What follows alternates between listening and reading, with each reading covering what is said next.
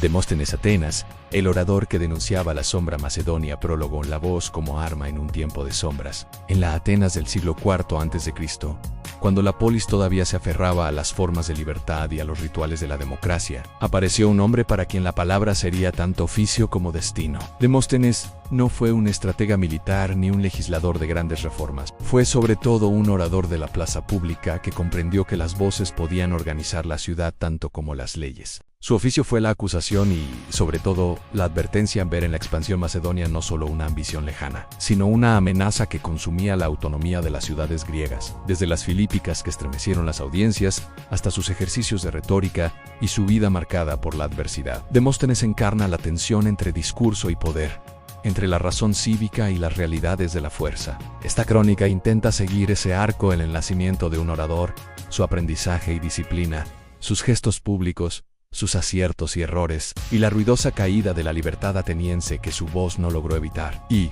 orígenes y formación de la adversidad a la escuela de la palabra. Demóstenes nació en 384 a.C. en Atenas, en una familia de clase acomodada aunque no aristocrática. Huérfano de padre a temprana edad, su herencia fue maniobrada por tutores que, según la tradición, abusaron de su patrimonio. Ese primer agravio marcó su juventud, además de motivar su temprana inclinación por la justicia y el litigio. Lo empujó a perfeccionar una destreza, la palabra, que pudiera servir para reivindicar derechos. Las fuentes cuentan que, de joven, Demóstenes practicaba discursos frente al mar para dominar la respiración, que hablaba con piedras en la boca para corregir el acento, y que leía bajando por colinas para templar la voz. Más allá del mito, lo cierto es que cultivó con disciplina un recurso que en Atenas tenía valor político: la oratoria. La educación de Demóstenes transcurrió entre los rudimentos de la escritura, el conocimiento de la legislación y la práctica judicial. Asistió a escuelas de retórica donde aprender a construir el argumento, manejar los tonos y apelar a la emoción sin traicionar la razón. Atenas, con su tribunal público y su asamblea abierta, era el campo perfecto para el orador que supiera traducir la experiencia jurídica en apelación política. Demóstenes encontró allí su vocación a defender intereses, denunciar engaños y movilizar la opinión. El orador público en tribunales, acusaciones y forja de autoridad. La carrera de Demóstenes comenzó en los tribunales. Fue litigante feroz y eficaz, y no tardó en ganar reputación como defensor de causas civiles y públicas. Su experiencia forense lo volvió maestro en la manipulación de tiempos, en la formulación de preguntas que exponen contradicciones y en la capacidad de convertir un detalle técnico en motivo de indignación colectiva. En los tribunales pulió lo que sería su herramienta principal en la asamblea en la claridad expositiva, la capacidad de dramatizar el peligro y la disciplina moral que exige la autoridad retórica. Su salto desde los tribunales a la política general no fue brusco. En Atenas las fronteras entre la oratoria judicial y la política pública eran porosas. Quien dominaba la palabra podía influir en la decisión de la asamblea, en la elección de magistrados y en la puesta en escena del enemigo. Demóstenes comprendió que la ciudad se gobernaba también por narrativas en quién es el amigo, quién el traidor, qué es peligro y qué oportunidad. Esa visión lo llevó a asumir el papel de vigía de la democracia, alguien cuya tarea era alertar y movilizar. Tercero, Filipo II de Macedonia, el surgimiento de una amenaza imperfectamente percibida, mientras Atenas intentaba restablecer su hegemonía tras las guerras del Peloponeso. Al norte surgía un poder nuevo y disciplinado. Macedonia, bajo Filipo II, se transformaba de reino periférico en fuerza capaz de cambiar el equilibrio griego. Filipo modernizó su ejército, introdujo la zariza y una organización que combinaba caballería y falange con una eficiencia que los viejos modelos griegos empezaron a mirar con alarma. Sin embargo, la amenaza no era solo militar, venía también envuelta en diplomacia, matrimonios, alianzas y la lógica del clientelismo. Para muchos en Atenas, Filipo era aún un aliado potencial o un rival distante. Demóstenes, por su parte, vio en su avance un proyecto que no se detendría en los límites habituales. Vio la posibilidad real de que la libertad de las polis fuera erosionada por pasos jurídicos tratados amañados o simplemente por la imposición de una hegemonía norteña. Su diagnóstico distaba de ser unánime en la prudencia. El cálculo mercantil y la fatiga de las guerras empujaban a sectores atenienses a acomodarse a un orden que pareciera mantener la paz. Demóstenes eligió el camino contrario en insistir en la necesidad de resistencia activa. Cuarto, las filípicas en ráfagas de indignación y llamadas a la acción. Las filípicas de Demóstenes constituyen su monumento retórico, tomando el nombre prestado de Demófilo, y más tarde asociado por los eruditos a los discursos contra Filipo. Estos discursos no solo denuncian a un enemigo externo, articulan una pedagogía cívica. En ellos, Demóstenes mezcla datos de política exterior, análisis estratégico y apelaciones morales. Llama a los atenienses a reconocer la amenaza, a invertir en defensa, a unir fuerzas y a dejar de lado intereses personales cortoplacistas. Sus palabras son enérgicas, a veces implacables. Describe las maniobras de Filipo, desenmascara traidores y proclama la urgencia de la unidad. Las filípicas no fueron solo catarsis retórica, buscaban efectos concretos. Demóstenes promovió aumentos de presupuesto militar, reformas en la marina y la búsqueda de aliados, en un contexto donde la asamblea ateniense se veía influida por clientelas y timideces. Su oratoria trataba de desplazar percepciones de la pasividad a la previsión, de la división a la coalición. Aún así, su influencia tuvo límites en las facciones contrarias. Los intereses mercantiles y el cansancio cívico pusieron en tensión sus propuestas. Política práctica en alianzas, errores y la política de la coalición entre 340 y 338 a.C. La diplomacia y las maniobras regionales hicieron evidente que Atenas no podía enfrentar sola la presión macedonia. Demóstenes trabajó para crear una coalición de ciudades griegas, lo suficientemente amplia para frenar a Filipo. Buscó a Tebas, Corinto y otras polis, ofreció estrategia común y apoyo militar. Sin embargo, las alianzas políticas son siempre obra frágil en rivalidades históricas. Falta de confianza y la conveniencia de algunos estados de evitar el conflicto minaron la cohesión requerida. El hecho central fue la década de Quirón 338 a.C., donde la coalición griega, dirigida en gran parte por Atenas y Tebas, fue derrotada por las fuerzas macedonias en una batalla de consecuencias decisivas. La derrota mostró no solo la pericia militar de Filipo, sino las limitaciones de la coalición en disenso en los mandos, tácticas no coordinadas y la fatiga estratégica de ciudades que habían argumentado durante años. Para Demóstenes, la pérdida fue amarga. Su diagnóstico había sido correcto, pero su capacidad de articular una respuesta armada efectiva resultó insuficiente.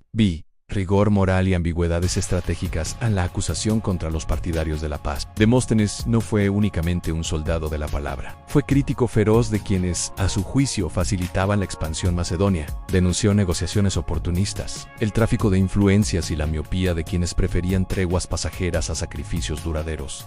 Sus ataques personales le ganaron enemigos en la Atenas del momento, donde la retórica podía convertirse en herramienta de venganza política. Demóstenes pagó el precio de su intransigencia, la marginalización en ciertos periodos y la hostilidad de una opinión pública que prefería la paz a costa de cesiones. No obstante, cabe matizar la dureza de Demóstenes escondía también dudas estratégicas. Algunos historiadores modernos sostienen que su insistencia en la confrontación no siempre consideró la realidad material de Atenas después de décadas de guerra. El presupuesto militar, la cohesión social y la escasez de recursos limitaban las opciones. La tensión entre la claridad moral de la denuncia y la necesidad de cálculo realista es una de las líneas tristes de su trayectoria.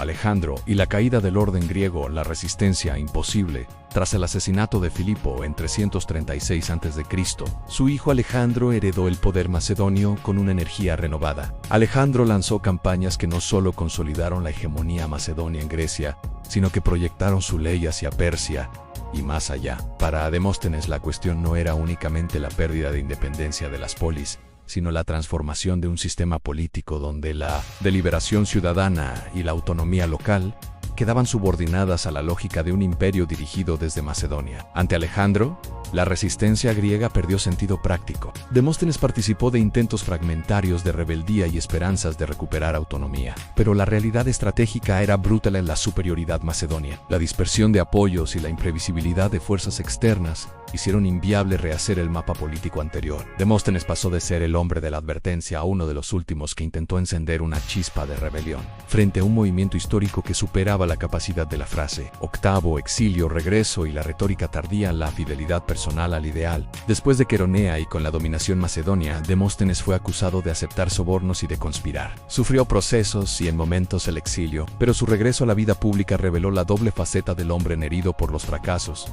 pero sin renunciar a la idea de una Grecia libre. Sus discursos posteriores, aunque menos influyentes, mantenían la lucidez retórica y la pasión por la independencia. No se convirtió en conspirador en serie ni en adulador de la nueva hegemonía. Prefirió la fidelidad a un ideal que, a esa altura, tenía más fuerza moral que eficacia política. Los años finales de su vida muestran a un ciudadano que, a pesar de la derrota, no dejó de interrogar la memoria de la ciudad. Enseñó retórica a jóvenes, criticó excesos y mantuvo la idea de que la palabra podía seguir rehabilitando la vida cívica. Su figura se volvió pedagógica, no solo orador, sino maestro de un oficio que la democracia griega había necesitado para existir. Noveno, la caída y la muerte en tragedia de un defensor vencido, en 322 a.C. Tras la batalla de Cuironia y las posteriores reacciones contra quienes habían conspirado contra la hegemonía macedonia, Demóstenes fue perseguido por su papel en la resistencia. Al verse acorralado por las fuerzas de Crátero, general macedonio, decidió suicidarse antes de ser capturado. Su muerte se leyó como acto coherente con su vida en preferir la muerte a la humillación de ser exhibido como trofeo de la victoria ajena. Pero la tragedia no solo era personal. En la caída de Demóstenes simbolizaba la pérdida colectiva de una forma de vida en la que la asamblea debía decidir el destino político, no un monarca o un general.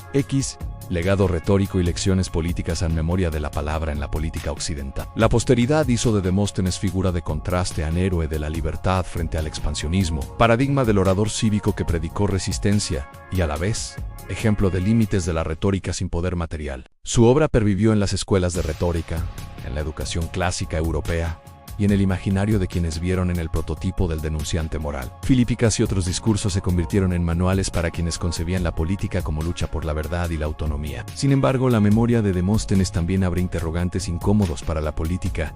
¿Puede la palabra sola contener la marcha de los hechos? ¿Cuál es la relación entre la claridad moral y la prudencia estratégica? ¿Hasta dónde obliga la responsabilidad del orador a aceptar la limitación de sus propios recursos? Estas preguntas siguen vivas, porque su caso muestra el poder y el límite de la retórica en sociedades que enfrentan amenazas materiales. Epílogo entre la plaza y la historia.